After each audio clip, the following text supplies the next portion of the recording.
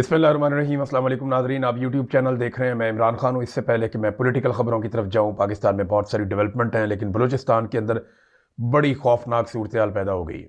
अब तक की इतला के मुताबिक बलूचिस्तान में 10 से 12 मुख्तलिफ इलाकों के अंदर, अलग अलग शहरों के अंदर आज के दिन में दहशतगर्दी के बड़े हमले हुए हैं और हर तरफ दंदनाते हुए दहशतगर्द बहुत बड़ी तादाद में आए हैं। ये कलादम BLA है जिन्होंने अटैक किया है, और अटैक हुआ मच में, पसनी में, गवादर में, खारान में, नौशकी में, मस्तूंग में और कोयटा में। ये वो बड़े शहर हैं जिनके ऊपर अटैक किया गया। दीगर बहुत सारे इलाकों में अटैक किए गए हैं। ये हमले अपनी नौयत के अजीबोगरीब हमले थे। यानी ऐसा लगा कि दहशतगर्द निकले और उन्होंने अलग अलग शहरों पे एक ही वक्त में धावा बोल दिया। ये कलदम BLA है जिसने ये हमला किया। पाकिस्तान की सिक्योरिटी फोर्सेस ने इन्हें फितनतुल हिंदुस्तान का नाम दे रखा है और बड़े खौफनाक मनाजिर थे। ये लोग शहरों में दंदना रहे थे। इन्होंने बैंकों के ऊपर हमला किया, सरकारी इमलाक के ऊपर हमला किया, बहुत कुछ है। अख्तर मेंगल साहब ने इसके ऊपर ट्वीट किया। उन्होंने कहा the situation in Balochistan right now is extremely concerning and has turned the area into a no entry zone. Balochistan में सूरत हाल बहुत खौफनाक हो चुकी है और ये नो एंट्री जोन बन चुका है। Media houses are all silent. तमाम जितने भी मीडिया हाउसेज हैं वो बिल्कुल खामोश हैं। I have never in my life seen the situation this alarming. मैंने अपनी जिंदगी में कभी इस लेवल तक सूरत हाल खराब नहीं देखी बलूचिस्तान में। क्या हमें इंटीरियर मिनिस्टर ये बता सकता है कि वो SHO कहाँ है? ये उन्होंने तंजन कहा आखिर में, क्योंकि वजीर दाखिला मोहसिन नकवी ने कहा था कि ये दहशतगर्द एक SHO की मार है। लेकिन उसके बाद जो मनाजिर आज हमने देखे, ये बहुत बड़ा इंटेलिजेंस फेलियर है। यानी पाकिस्तान की इंटेलिजेंस एजेंसियां मुकम्मल तौर पे नाकाम रही ये बात पता करने में कि बलूचिस्तान में इतने बड़े पैमाने पर और इतने सारे इलाके में एक साथ हमले होने जा रहे हैं। ये छोटी बात नहीं है, ये बहुत बड़ी बात है।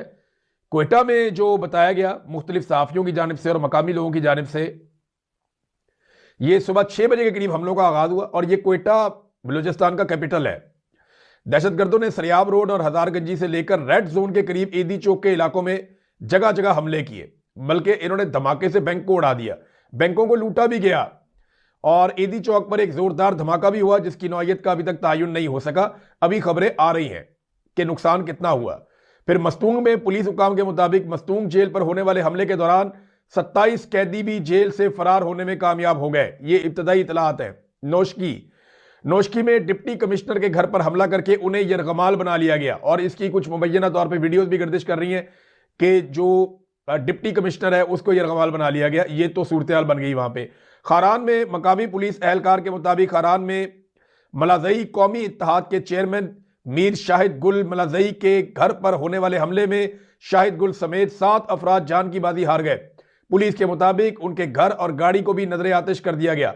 गवादर में सिक्योरिटी जराए ने हमले की तस्दीक की है, जहां खुशदार से ताल्लुक रखने वाले खानदान के 11 अफराद को हलाक कर दिया गया। इनमें 3 खवातीन और 3 बच्चे शामिल हैं। ये मैं BBC से पढ़ के आपको सुना रहा हूं, तो इसलिए लफ्ज हलाक आ जाता है। आप इसको शहीद ही समझें क्योंकि हम इसके लिए लफ्ज शहीद इस्तेमाल करते हैं। पसनी, बलूचिस्तान के जिला पसनी में एक खातून खुदकुश हमला आवर की जानिब से मैरी टाइम सिक्योरिटी एजेंसी के दफ्तर पर हमले की भी इतला मौसूल हुई। ताम हुकाम ने यहां होने वाले नुकसानात की तफसीलात फराहम नहीं की। जिला मच में पुलिस एहलकार और मकामी सहाफी के मुताबिक लोगों के घरों से ना निकलने की हिदायत की गई और इस हवाले से मसाजिद में ऐलानात भी किए गए और दीगर जगह जहां पर यह अटैक हुए। खौफनाक हमले, बहुत खौफनाक हमले, और पाकिस्तान की इंटेलिजेंस एजेंसीज का मुकम्मल फेलियर है और ये एक मरतबा नहीं, लगातार हो रहा है। बलूचिस्तान में जब भी इस नौयत के हमले होते हैं पाकिस्तान की इंटेलिजेंस एजेंसीज मुकम्मल तौर पर नाकाम रहती हैं। इससे पहले जाफर एक्सप्रेस जैसा खौफनाक अटैक होता है और कोई उससे पहले नहीं जानता था कि पूरी की पूरी ट्रेन को यरगमाल बना लिया जाएगा और इतने बड़े पैमाने पर कत्लेआम होगा और इतना बड़ा ऑपरेशन करना पड़ेगा। उसके बाद मुख्तलिफ शहरों में इस नौयत के अटैक्स होना शुरू हो गए और अब लगभग 10-12 जगहों पे एक साथ इतने बड़े पैमाने पर हमले। और अख्तर मेंगल जो एक बड़े लीडर हैं बलूचिस्तान के, उनका यह कहना है कि इस नौयत के हमले उन्होंने इससे पहले नहीं देखे, बहुत बड़े पैमाने पर बदअमनी हो रही है। यानी बड़ी खौफनाक सिचुएशन है बलूचिस्तान में और ये पाकिस्तान की इंटेलिजेंस एजेंसियों का, मैं आपको बार बार कहूंगा कि एक मुकम्मल फेलियर है। इन्हें देखिए, इंटेलिजेंस एजेंसियां इसलिए नहीं होती हैं कि आपने बाद में लिख कर देना है कि क्या हुआ था। एजेंसियों का काम यह होता है कि कोई इंसिडेंट होने वाला है, हमारे पास उसकी पहले से इतला है, हमें पता है कहां पे तैयारी हो रही है, कहां पे प्लानिंग हो रही है, किस तरीके से ये दहशतगर्द आएंगे, तो सिक्योरिटी फोर्सेस पहले से जाल बिछाकर बैठे होते हैं। हर मर्तबा हमें खबर दी जाती है कि जनाब पाकिस्तान ने या पाकिस्तान की सिक्योरिटी फोर्सेस ने दहशतगर्दों का हमला नाकाम कर दिया। देखिए, दहशतगर्दों का हमला नाकाम कर दिया, यह खबर तो दी जाती है सरकार की जानिब से, सिक्योरिटी फोर्सेस की जानिब से, लेकिन दहशतगर्द हमला कर चुके होते हैं, उसके बाद उनको डिसआर्म किया जाता है या उनको एलिमिनेट किया जाता है या उनको मार दिया जाता है, जहन्नुम हासिल कर दिया जाता है, वो बाद में किया जाता है। नाकाम हमला तब होता है जब हमला आवर हमले से पहले काबू आ जाए। यहां पे हमला आवर आते हैं, वो अपना हमला करते हैं, वो अपना टारगेट अचीव करते हैं, उसके बाद आप उनसे लड़ाई करते हैं, आप उन्हें मार देते हैं, कुछ मर जाते हैं, कुछ भाग जाते हैं, तो ये ऑपरेशन नाकाम तो नहीं हुआ। ये कौम को हर मर्तबा चूरन भेज देते हैं जनाब कि हमने दहशतगर्दों का हमला नाकाम कर दिया, और हर मर्तबा दहशतगर्द अपनी कार्रवाई डाल के चले जाते हैं। मैं दहशतगर्दों की साइड की स्टोरी बिल्कुल नहीं सुनाऊंगा, क्योंकि उन्होंने भी पूरे पूरे पेज बना बना के लिखे हुए हैं और वो हर तरफ वो गर्दिश कर रहे हैं, सोशल मीडिया पे भी हर तरफ। लेकिन जो रियासत बात कर रही है उसके ऊपर तो हम बात कर सकते हैं ना, कि आप हर मर्तबा कहते हैं कि जनाब हमने दहशतगर्दों का हमला नाकाम बना दिया, वो आते हैं, वो दोबारा हमला करके चले जाते हैं, और हर मर्तबा आपको पता ही तब चलता है जब हमला हो चुका होता है, और जब आप रिस्पॉन्स करते हैं तब तक वो बहुत नुकसान कर चुके होते हैं। अब ये छोटी चीजें नहीं है, ये बहुत बड़ी चीजें। किसी भी मुल्क में इस नौयत का इतना बड़ा अटैक पूरे सूबे के लैंडस्केप के ऊपर हो जाए तो सर पकड़ के बैठ जाए पूरी इंतजामिया, लेकिन इंटेलिजेंस एजेंसियां किसी और काम पे लगी हुई हैं। यहां पे इंटेलिजेंस एजेंसियों को एक के बाद एक शिकस्त हो रही है, वो बिल्कुल कामयाब नहीं हो पा रहे कि बलूचिस्तान में किसी हमले को होने से पहले कैसे रोकना है। लेकिन उन्हें यह पता है कि किसी जलसे को कैसे रोकना है, उन्हें यह पता है किसी तहरीक को कैसे रोकना है, उन्हें यह पता है कि अडियाला जेल में मुलाकातों को कैसे रोकना है, उन्हें यह पता है कि एक शख्स को अस्पताल कैसे लेकर जाना है, उन्हें यह पता है कि फैमिली को कैसे चक्कर देना है, उन्हें यह पता है कि खवातीन को कैसे जेलों में रखना है, उन्हें यह पता है कि सहाफियों की आवाजें कैसे बंद करनी है, उन्हें यह पता है कि जजों को कैसे कंट्रोल करना है, उन्हें यह पता है कि आईनी तरामीम कैसे करवानी है, उन्हें यह पता है कि अपने लिए इस्तिस्ना कैसे लेना है, उन्हें यह पता है कि एक्सटेंशन कैसे मिलती है, उन्हें यह पता है कि पाकिस्तान में इक़्तिदार को अपने कंट्रोल में कैसे रखना है, उन्हें यह पता है कि बोर्ड ऑफ पीस में कैसे शामिल होना है, उन्हें यह पता है कि पाकिस्तानी डोनाल्ड ट्रंप को कैसे खुश रख सकते हैं, उन्हें यह पता है कि अर्जी कैसे लिखनी है कि हम अपनी फौज गजा भेजना चाहते हैं, और भेजने का मकसद क्या है, फलस्तीनियों को डिसआर्म करना और इसराइल की हिफाजत करना। यह सारी बातें इन्हें पता, और ऐसी 1000 बातें मैं आपको गिनवा सकता हूं। लेकिन यह नहीं पता कि बलूचिस्तान में दहशतगर्द आ रहे हैं, वो वहां पे अटैक कर देंगे, वो बाद में पता चलता है जनाब। जब भी अटैक हो जाता है, सिक्योरिटी फोर्सेज आती हैं, वो दहशतगर्द अपना नुकसान कर देते हैं, उसके बाद सिक्योरिटी फोर्सेज दहशतगर्दों के साथ लड़ती हैं, दहशतगर्द भी नुकसान होता है, मारे जाते हैं, सिक्योरिटी फोर्सेज के लोग भी शहीद हो जाते हैं, और एंड में एक प्रेस रिलीज हमारे हाथ में थमा दी जाती है मीडिया के कि जनाब हमने दहशतगर्द ऑपरेशन नाकाम बना दिया, दहशतगर्दों का हमला नाकाम बना दिया। अब मैं एक सवाल करना चाहता हूं कि इतना बड़ा इंटेलिजेंस फेलियर, क्या इसके बाद डीजीआईएसआई को इस्तीफा नहीं देना चाहिए?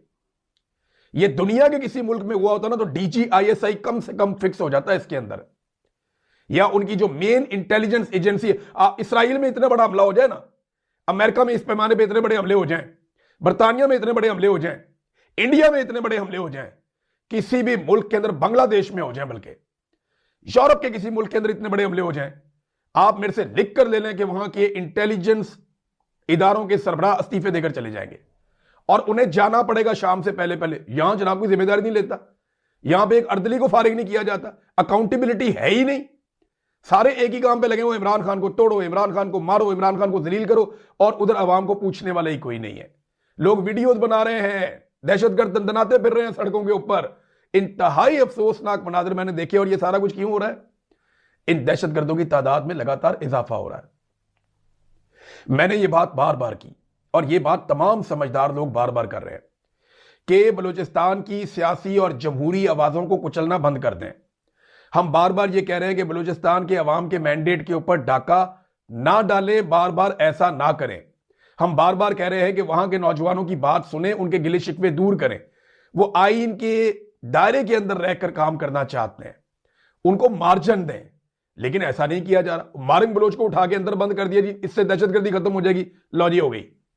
भाई नौजवानों को आप पॉलिटिकल साइड पे आने दें, नौजवानों को आप चाहे वो गिले करते हैं, शिकवे करते हैं, बुरा भला कहते हैं, कोई बात नहीं, आने दें उनको, बर्दाश्त करें आप उन्हें। उन्हें धकेल के दहशतगर्द ना बनाएं। जब आप जबरी तौर पे गुमशुदगियां करते हैं, जब आप वसाइल के ऊपर कब्जा करते हैं, जब आप आवाजों को कुचलते हैं, तो फिर लोग हथियार उठाते हैं। बदकिस्मती से हमारी पॉलिसी देखिए, आप ताकत के जरिए से ना कब्जा और कंट्रोल कर सकते हैं, आप ताकत के जरिए से रूल नहीं कर सकते। आप ताकत के जरिए से निजाम पे कंट्रोल कर सकते हैं, निजाम को चला नहीं सकते। और बलूचिस्तान इस वक्त इसी तरह की एक स्टैंड स्टिल सिचुएशन में बड़े लंबे अरसे से है। इधर ईरान के अंदर हालात खराब होने के बहुत ज्यादा इम्कान हैं। फर्ज करें अमेरिका और ईरान की कोई बहुत बड़ी लड़ाई हो जाती है और ईरान के अंदर हालात बहुत खराब हो जाते हैं, इसका सारा इंपैक्ट आपके बलूचिस्तान पे आएगा। आपको आइडिया भी नहीं है जिस लेवल का इंपैक्ट बलूचिस्तान के ऊपर आएगा। खैबर पख्तूनख्वा में हर दूसरे दिन यहां ऑपरेशन करना है, वहां ऑपरेशन करना है। कभी आपने सुना है DGISPR से, या कभी आपने सुना है कि जनाब हम एक बड़ा ऑपरेशन बलूचिस्तान में करने जा रहे हैं? जरूरत ही नहीं है, क्योंकि सारा तो कंट्रोल है वहां पे। देखे ना, वहां सारी मादनियात किसके पास हैं? पाकिस्तान की एस्टेब्लिशमेंट के पास। स्मगलिंग के सारे रस्ते किसके पास है? पाकिस्तान की एस्टेब्लिशमेंट के पास। वहां पे बेशुमार हुकूमत में वजीर कौन होगा, ओहदा किसको मिलेगा, ट्रांसफर पोस्टिंग के मामला तो पाकिस्तान की ISI वहां पे तय करती है। सारे इख्तियारात पाकिस्तान की मिलिट्री एस्टेब्लिशमेंट के पास हैं, वो तय करते हैं किसको कहां लगाना है, किसको कहां लगाना है। तो खुशी होना है इन्होंने बलूचिस्तान से। जब बैठते हैं बलूचिस्तान की तारीफ करते हैं, वहां के वजीर आला की तारीफ करते हैं।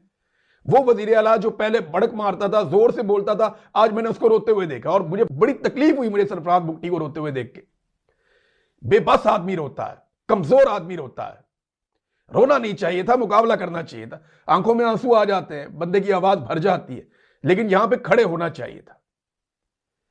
ऐसे लोगों को चुन चुन कर लाकर बैठा दिया है जिनका आवाम के साथ ताल्लुक ही नहीं है। सरदार अख्तर बेंगल से लेकर कासिम सूरी तक आ जाए आप, जितने भी लोग बलूचिस्तान के लोगों की आवाज है, लेकिन बलूचिस्तान के लोग अब नहीं सुनते उन लोगों की जिन्हें लाके एस्टेब्लिशमेंट मुसल्लत करती है। इस तरह के सियासतदानों को जब आप दीवार के साथ लगाएंगे, कासिम सूरी जैसे आदमी को पाकिस्तान छोड़ के जाना पड़ गया। अख्तर बेंगल जो है उसके एहतजाज की आपने ये हालत की, वो अपने घर जाकर बैठा हुआ है। अब सरफराज भुट्टी, अनवारुल्लाह काकड़, ये किरदारों से बलूचिस्तान के नौजवान नफरत करते हैं।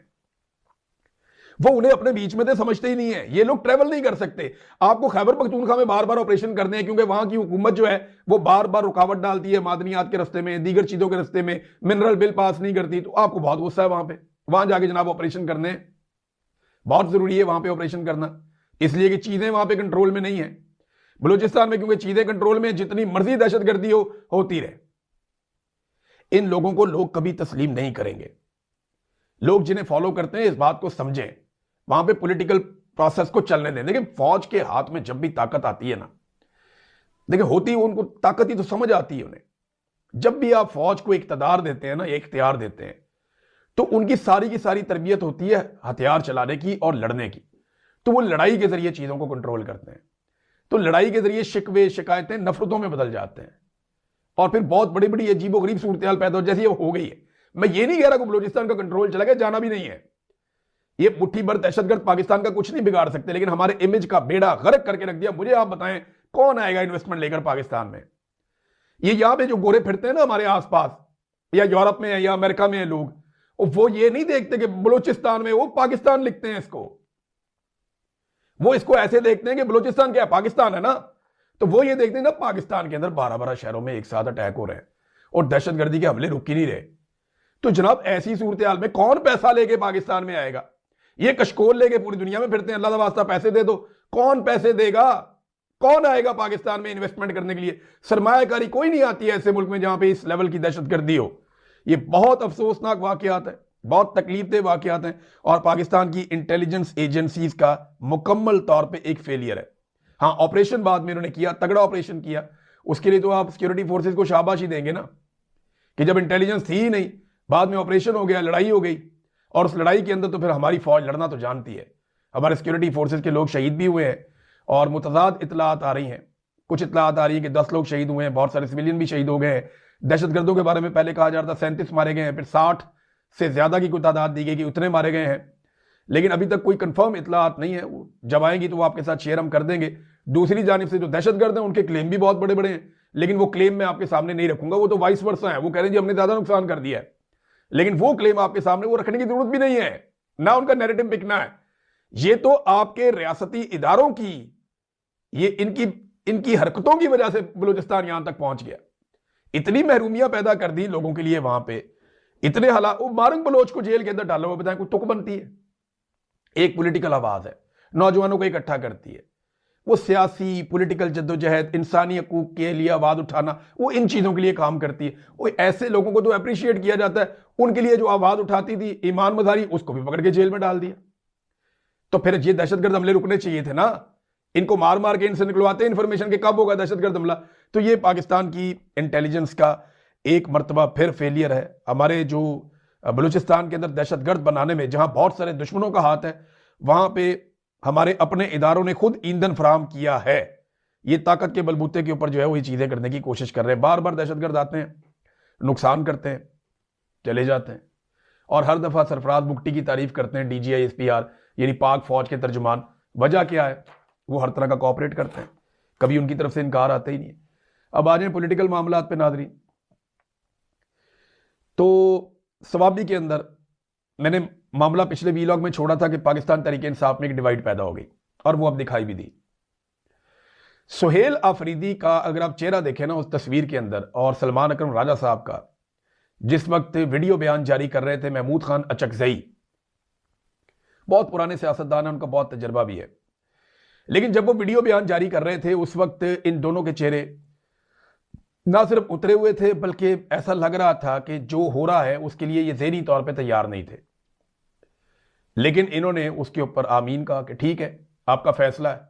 क्योंकि इमरान खान साहब ने महमूद खान अचकजई साहब को ना सिर्फ अपोजिशन लीडर बनाया, बल्कि तहरीक का इंचार्ज भी बनाया कि ऐलान तहरीक का ये करेंगे। ये बात इमरान खान साहब की बहनों ने बताई। अब सुहेल अफरीदी ने पब्लिकली आके वो बात कर दी जो नॉर्मली बात वो नहीं करना चाह रहे थे।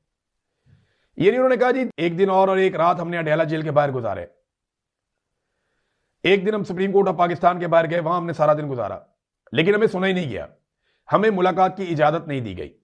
पाकिस्तानियों, इमरान खान आपका लीडर है, आपने इमरान खान को वोट दिया है, मैं एक सूबे का वजीर आला हूं, हम गैरतमंद लोग हैं।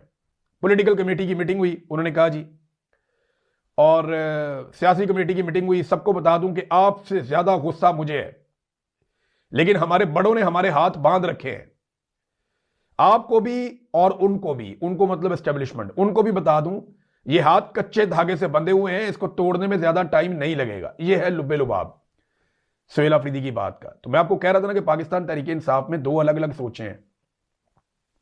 एक ये है कि बहुत अग्रेसिवली जाना चाहिए, और दूसरी सोच ये है कि अभी फोकस करके और तरीके से चलना चाहिए। अब ये दो सोचों के बीच में पाकिस्तान तहरीक इंसाफ में अंदर कश्मकश चल रही है, और सोशल मीडिया पे एक अलग कश्मकश चल रही है। सुहेल ने कहा जी कि हमें हमारे बड़ों ने तहजीब सिखाई है, हमें इमरान खान ने तरबियत दी है, हम बड़ों का एहतराम करते हैं, तुम्हारी तरह नहीं है जिसने पाकिस्तान बनाया उसी कायदे आज़म की तुमने नाफरमानी की है। एक बात तुमने नहीं मानी, तुम आइन को कानून नहीं मानते। इस फेडरेशन के साथ और इस इदारे के साथ कानून और आइन ने ही लोगों को जोड़कर रखा हुआ है, जिसे तुम नहीं मानते। यह बात सुहेल अफरीदी ने की। फिर सुहेल अफरीदी ने कहा कि जर्नैल को मुखातिब करते हुए उन्होंने कहा जर्नल, हमारे हाथ बंधे हुए हैं और तुम हमारे मुंह पे बार बार थप्पड़ मार रहे हो, इसका हिसाब देना पड़ेगा। यह बड़ा सख्त जुमला है। सिचुएशन को जरा थोड़ा सा अगर आप एनालाइज करें ना, तो इस वक्त नौजवानों को सुहेल अफरीदी ने काफी मोटिवेट किया है, और तहरीक आज नजर आ रही थी स्वाबी के अंदर भी कि अवाम निकली हुई थी और नारे सिर्फ लग रहे थे कि डी चौक, डी चौक, डी चौक, और ये उसके बदले में साथ में बताते हैं कि हर चौक डी चौक, ये भी नारे लग रहे हैं।